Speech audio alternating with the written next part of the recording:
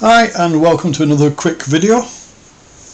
Here I am looking at two rather cute, rather old Cossor oscilloscopes. The one on the left here is a 1039 Mark II. It is very basic really, time base, nothing's really calibrated in these things. Y, brilliance, velocity, so time base and velocity, adjusts the frequency across the thing, gain, focus, sync, Y adjust, X adjust, and you've even got one here for the Y plate as well if you've got external inputs.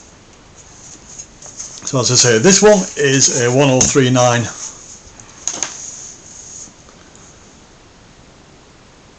Mark II.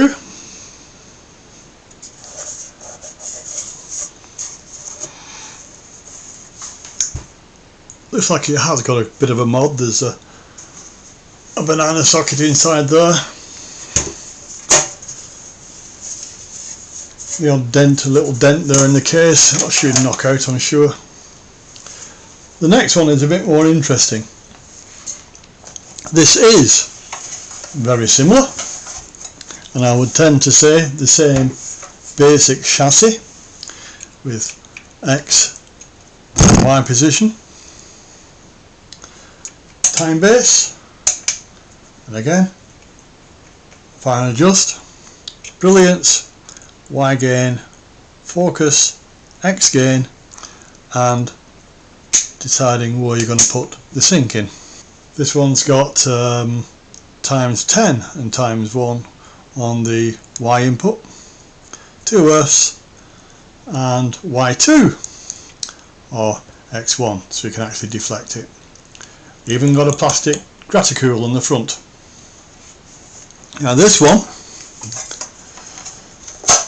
has a bulging type socket on the side, a mains fuse of 500 milliamp, and this is an oscilloscope number 6B Mark I, and that says what the diagram is, and it's for 200 to 250 volts AC, and there is an on-off switch here.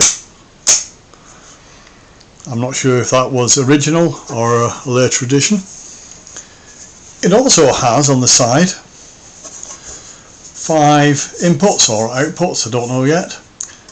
The type of thing you could put banana plugs in or take off to something else, and a stand so you can stand it up to make viewing a bit easier. Now one of the keys to this is it does have a bit of writing on the bottom saying GPO. Okay, here are the two scopes with the sides off. As you can see, very similar. The post office one has got the mains input and fuse there. Same transformer. As far as I can tell, the same CRT. The same idea, metal rectifier. Metal rectifier is behind there, you can see that. Basically the same chassis, same type of controls. The bottom one has had a few modern caps fitted. You can see a few changes to it there. The top one still seems to be as original. Cap wise it has been modified. A lot of Hunt's what's called metallized caps. Looking at the top one, you can see some more metal rectifiers here. Let's have a quick look at the bottom of that one. Again, metal rectifiers. Not a lot to see really. That has nothing on it. That banana socket at the back, so that one might as well come off. Stack them back up again.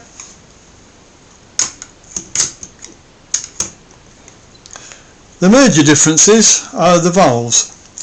The 1039 is a very basic set. and it's got 3 of the same valves doing all the functions, either 6AM6s or EF91s or whatever number we want to give them. But here's the basic circuit diagram. A Y amplifier comes in, again it's just a 6AM6, straight into the amp, nothing special, and the output from the anode via its switch position here goes straight to one of the Y deflection plates, Y2. The other side, Y1, is straight onto a shift pot, so a variable voltage to actually shift the trace up and down. So that one is driven asymmetrically, I believe is the term, i.e.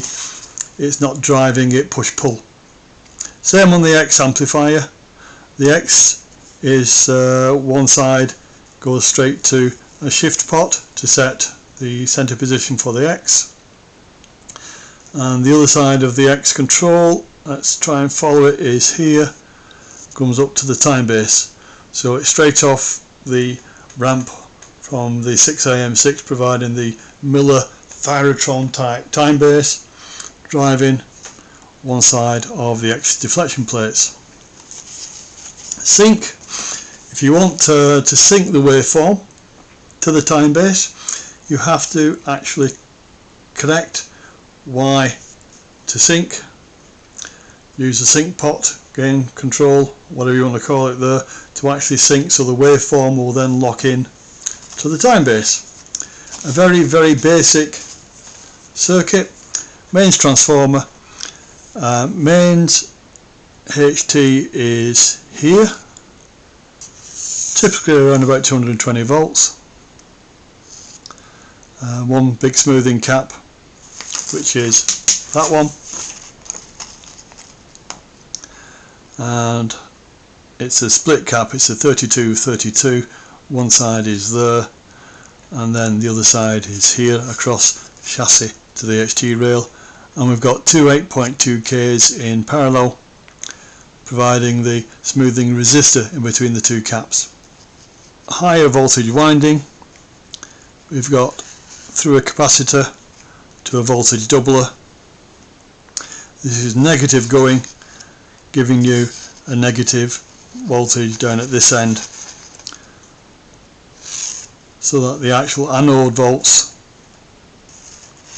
are connected back to chassis. So it's negative grid, negative cathode. That way the deflection plates are easier to drive because it's all relative to chassis. Now on the GPO version we have a different valve lineup. These are ECC81s, and this one is a 6F33, thanks to the information there from Bill.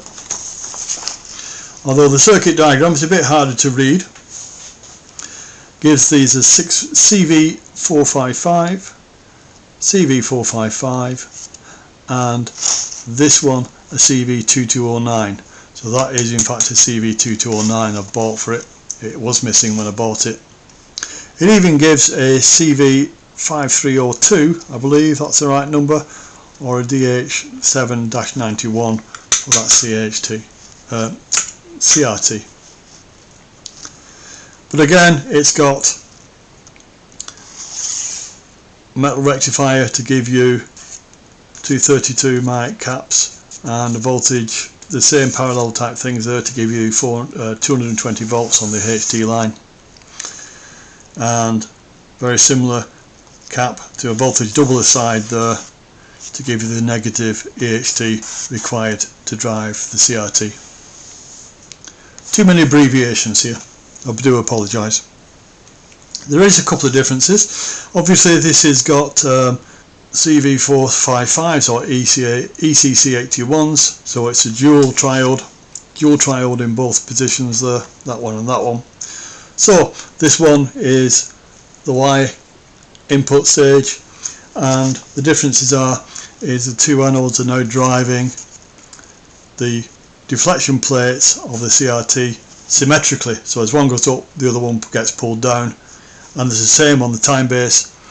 The time base comes out, drives the grid of an ECC 821, and the anodes of both halves are driving the X deflection plate symmetrically again. Y shifting is done by shifting a pot on the opposite sides of the grids to the input, so that's the input, that's the DC control side to say where Y shift is, and that's the input for the time base, and there's a pot to shift the DC state of that triode. So that centres the pots there. Another major difference is that from V1 anode output there is a link here via a resistor and a capacitor, a bit faint to see, straight down to the time base millithyratron valve. So in other words, it's applying sync already, so there is no need to actually put a link in from Y to sync as on the 1039. This is directly driving the sync. Other than that, they are still very, very basic circuits, and I guess anybody that wants to build a small simple valve oscilloscope couldn't go much wrong in following one of these circuits, depending on what valves you actually had and stuff like that. They're only 2 3/4 inch, I think, maximum tube width. It'll probably give you about 2.5 inches display. The older one is, well, I don't know if it's quite, I wouldn't say poor state, but it's not been touched. It's probably original, as original. They're quite old nowadays. The smoothing caps, there's one there that's getting quite a bit of a bulge on it, so it wants to have the caps replaced as a definite. It's even got a little diode there, which is, let me see where the diode is, I'm pretty sure the diode, there you go, MR1, little diode. It's in fact located there. But that one could do with some work on it before I actually put any power onto it. The brown Hunt's capacitors not quite splitting.